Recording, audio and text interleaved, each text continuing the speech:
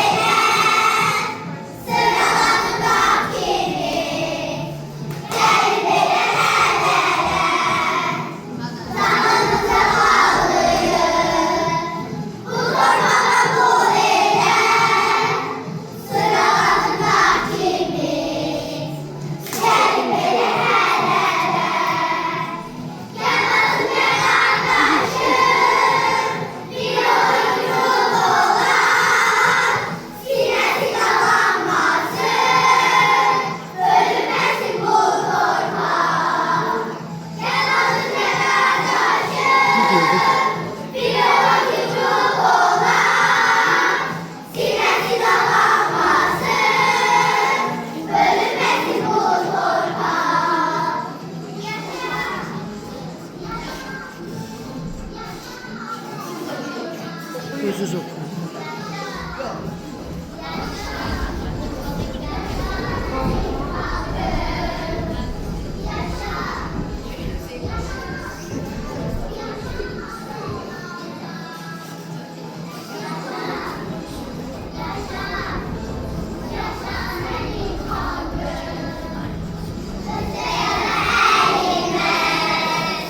Bize de